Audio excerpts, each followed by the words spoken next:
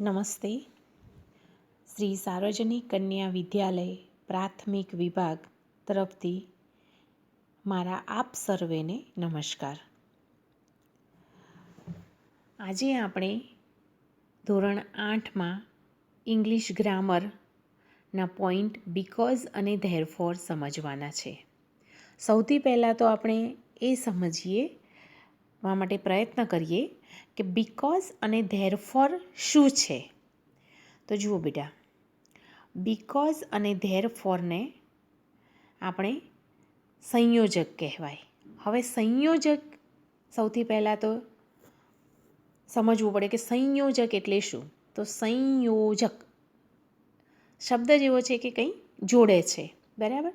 તો સંયોજક એટલે બે શબ્દોને કે બે સમાન કક્ષાના બે વાક્યોનું સંયોજન કરતા શબ્દોને સંયોજક કહેવામાં આવે છે, બરાબર. સંયોજક કોને કહેવાય એ સમજ્યા તમે?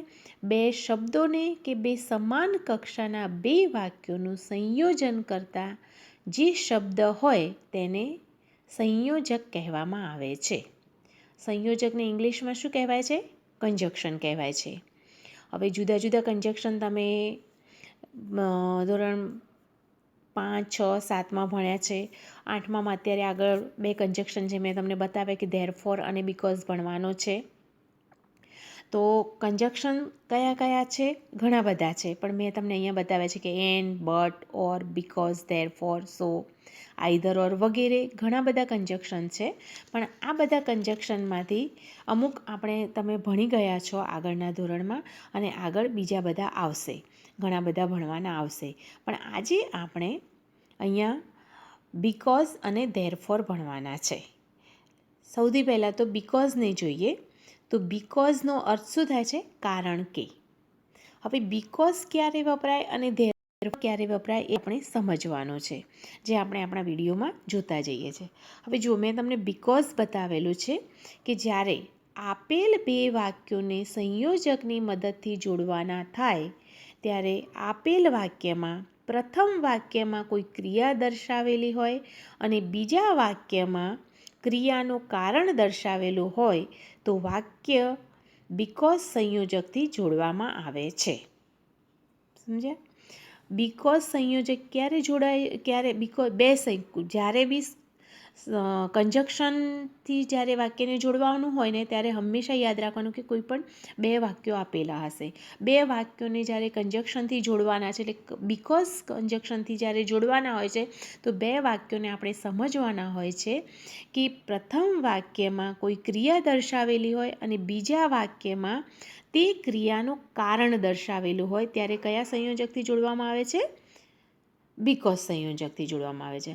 હવે જુઓ, ટૂંકમાં એને કહીએ તો બે વાક્ય હોય, પહેલા વાક્યમાં અસર બતાવાઈ હોય અને બીજા વાક્યમાં તે અસર રિલેટેડ કારણ દર્શાવેલો હોય ત્યારે બીકોઝ સંયોજક વપરાય છે. એટલે એનો અર્થ એવો થાય કે જો પહેલા વાક્યના અનુસંધાનમાં બીજા વાક્યનું કારણ બતાવાયું હોય અથવા કારણ સૂચવાયું હોય ત્યારે કયો સંયોજક વપરાય બેટા? બીકોઝ સંયોજક. ઓકે. પહેલા વાક્યના અનુસંધાનમાં બીજા વાક્યનું કારણ સૂચવાયું હોય ત્યારે બીકોઝ સંયોજકનો ઉપયોગ કરવામાં આવતો હોય છે. આપણે ઉદાહરણ જોઈશું ને તમને ક્લિયર કટ સમજણ આવશે, બરાબર. અંકિત, ઉદાહરણ પહેલું છે, જુઓ તમારી સ્ક્રીન પર. અંકિત ઇઝ હેપી. બીજું વાક્ય છે હી વોન ધ ટ્રોફી. હવે આ વાક્યને આપણે બીકોઝ સંયોજકનો યુઝ કરીને એને જોડવાનું છે. જો અંકિત ઇઝ હેપી, બરાબર. એ શું છે? એ ખુશ છે. અંકિત ખુશ છે. તો ખુશ કેમ છે? ખુશ થવાનું કારણ શું છે? હી વોન ધ ટ્રોફી, બરાબર. તો એનું કારણ શું છે? He won the trophy. તો Ankit is happy because he won the trophy. Okay. પહેલામાં શું દર્શાવેલું છે? પહેલા વાક્યમાં જે અસર છે કે ખુશ છે, એની ખુશીની અસર છે એની ઉપર. તો ખુશીની અસરને કારણ કયું છે? એની ખુશીની અસરનું કારણ કયું છે? તો હી વોન ધ ટ્રોફી. હવે નેક્સ્ટ જુઓ. Mister Modi is late. He miss the bus.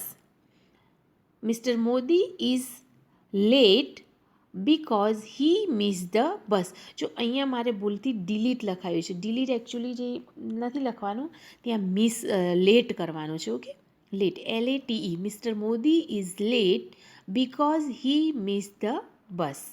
Next third sentence છે, ઉદાહરણ આપણે જોઈએ થર્ડ સેન્ટેન્સનું. The king give bag of money to the old man. He love his work and thoughts. હવે આને બીકોઝથી જોડવાનું છે.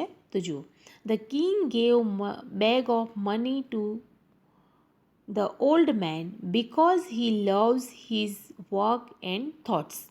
બરાબર, સમજી લીધું તમે કે બીકોઝ ક્યારે બીકોઝથી જોડવામાં આવે છે. આ ઉદાહરણ તમે જોયા એટલે તમને સમજાઈ ગયું છે કે બે વાક્ય આપેલા હોય, બે વાક્યમાં પહેલા વાક્યમાં એની અસર બતાવેલી હોય અને બીજા વાક્યમાં એ અસરને રિલેટેડ કારણ દર્શાવેલું હોય, ત્યારે આપણે બીકોઝ સંયોજકથી નો ઉપયોગ કરતા હોઈએ છીએ. કે the king gave bag of money to the old man, એ શું છે? એ એની અસર બતાવેલી છે કે કિંગે એને મની આપે, જે તમારા આ જે લેસનમાં બી આવે છે, આ લેસન આવે છે એમાંથી આ સેન્ટેન્સ છે. બરાબર, તો the king gave bag of money to the old man. અને કેમ આપ્યા, એનું કારણ શું છે? He loves his work and thought. એના વિચારો અને એનું જે કામ છે એને ગમવા લાગ્યું એટલે એણે આપ્યા મની. એને જે પ્લાન્ટેશન કરે છે ને એનું ગમવા લાગ્યું, એનો વિચાર જે ગમવા લાગ્યો એટલા માટે આપ્યું. તો એ આપણે બીકોઝનો યુઝ કરીએ છીએ. એટલે ટૂંકમાં તમને સમજાઈ ગયું કે બીકોઝ ક્યારે વાપરવામાં આવે છે? કે વાક્યમાં અસર બતાવાઈ હોય અને એને રિલેટેડ કારણ દર્શાવેલું હોય, ત્યારે આપણે કોઈ પણ વાક્યને શેનાથી જોઈન્ટ કરવાનું હોય છે? કયું કન્જક્શન યુઝ કરવાનું હોય છે? બીકોઝ. હવે નેક્સ્ટ તમારો જે પોઈન્ટ છે ધેરફોરનો. ધેરફોર સંયોજક ક્યારે વપરાય એ આપણે પહેલાં સમજી લઈએ. બરાબર, ધેરફોરનો અર્થ શું થાય છે? તેથી પરિણામે. આપણને જો એનો મિનિંગ જાણીએ ને તો બી ખબર પડી જાય કે પરિણામે અથવા તેથી. હવે જો એને સમજીએ આપણે કે ક્યારે વાપરીએ છીએ. જ્યારે આપેલ બે વાક્યોને સંયોજકની મદદથી જોડવાના થાય, ત્યારે આપેલ વાક્યમાં પ્રથમ વાક્યમાં કોઈ ક્રિયા દર્શાવેલી હોય અને બીજા વાક્યમાં તે ક્રિયાનું પરિણામ દર્શાવાયું હોય, ત્યારે કયા સંયોજકનો યુઝ થાય?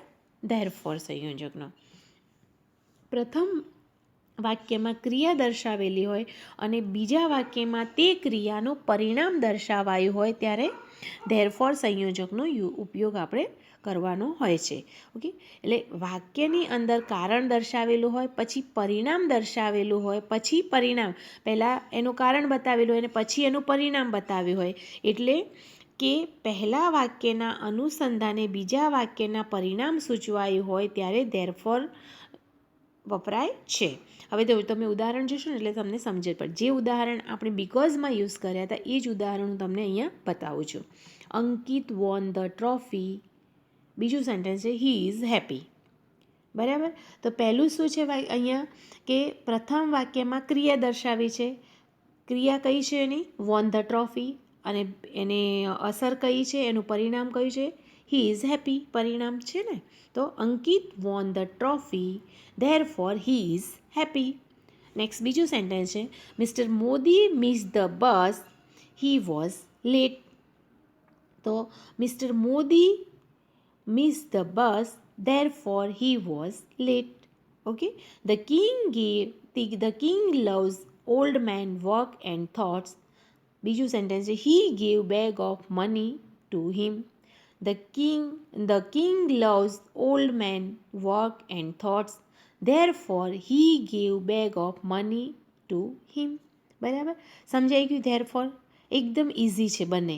બરાબર, કે જે ધેરફોરમાં પ્રથમ વાક્યમાં ક્રિયા દર્શાવેલી હોય અને બીજા વાક્યમાં તેનું પરિણામ દર્શાવેલું હોય. બરાબર, હવે જુઓ, હવે આપણે આગળ એક સાથે બીકોઝ અને ધેરફોર બંનેના ઉદાહરણ સમજીશું, એટલે તમને સમજાઈ જશે કે ભાઈ આ કેવી રીતે કરવાનું છે, કે બીકોઝ ક્યારે વાપરવાનું અને ધેરફોર ક્યારે વાપરવાનું, બંને તમને ક્લિયર કટ થઈ જશે. ઓકે, જુઓ, ફર્સ્ટ સેન્ટેન્સ છે eat fresh fruit, they are good for health.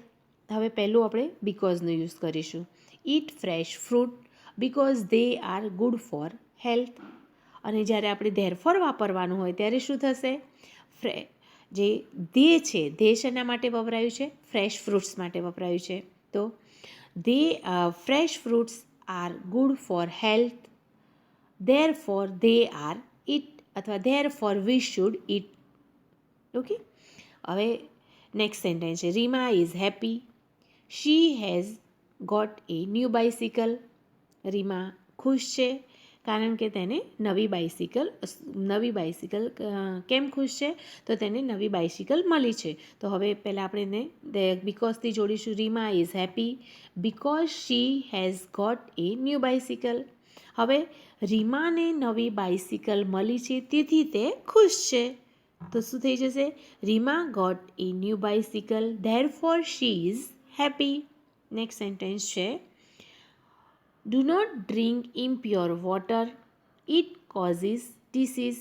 હવે જુઓ સેન્ટેન્સ, બિકોઝથી જ્યારે જોડવાનું છે ત્યારે do not drink impure water because it causes disease. હવે જ્યારે ધેરફોર યુઝ કરવાનું હશે એટલે જે પાછળનું જે સેન્ટેન્સ છે એ આપણે પહેલાં લાવી દેવું પડશે, બરાબર?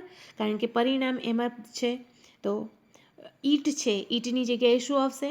ઇમ્પ્યોર વોટર આવશે, બરાબર? તો ઈટ એટલે ઈટ શેના માટે વપરાયું છે? ઇમ્પ્યોર વોટર માટે વપરાયું છે.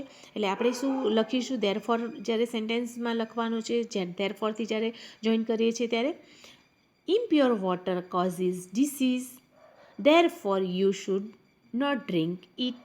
ઓકે, થઈ ગયું. ચલો નેક્સ્ટ હવે તમારે આગળ જુઓ.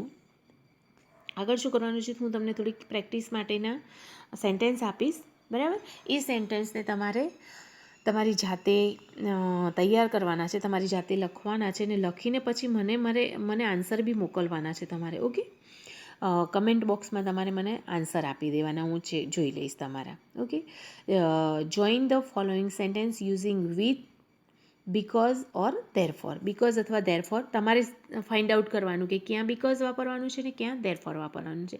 સેન્ટેન્સ તમે જોશો તો તમને ખ્યાલ આવી જશે કે પહેલાં કારણ દર્શાવેલું છે, પછી એની અસર દર્શાવેલી છે, કે પહેલાં એની પ્રથમમાં ક્રિયા થઈ છે અને પછી એનું પરિણામ દર્શાવેલું છે. તો તમને ખ્યાલ આવી જશે કે કઈ આગળ ધેરફોર યુઝ થશે અને કઈ આગળ બિકોઝ યુઝ થશે. હવે ફર્સ્ટ સેન્ટેન્સ તમારી એક્સરસાઇઝ માટેનું છે, મધર ઇઝ એંગ્રી. બીજું છે, you have not clean your room. બરાબર? હવે તમારે ફાઇન્ડ આઉટ કરવાનું કે તમારે બિકોઝ યુઝ કરવું પડશે કે ધેરફોર યુઝ કરવું પડશે, એ તમારે ડિસાઇડ કરવાનું છે. ઓકે, ઉપરનું જે તમને સમજાવ્યું છે એ તમે સમજશો એટલે તમને ખ્યાલ આવી જશે કે આપણે અહીંયા શું યુઝ કરવાનું છે. નેક્સ્ટ તમારે છે sentence, the teacher is absent, there will be no test today. Third sentence છે, we cannot go outside, it is raining. Fourth sentence છે, I cannot come for the picnic, I have to look after my mother. Fifth sentence છે, Reshma won the match, she will get a gold medal. બરાબર? હવે જો એ જ રીતે તમારે શું કરવાનું છે? ફિલ ઇન ધ બ્લેન્ક્સમાં પણ બિકોઝ અને ધેરફોર યુઝ કરવાનો છે. ઓકે, આન્સર આખું લખવાનું, ફિલ ઇન ધ બ્લેન્ક્સ લખવાની જરૂર નથી, ફક્ત તમારે આન્સર લખીને જ મને જણાવી દેવાનો, બરાબર? ઓકે, ચલો next, Deepika was late dash, she miss the train. Second sentence છે, it is Sunday today dash, I can get up late.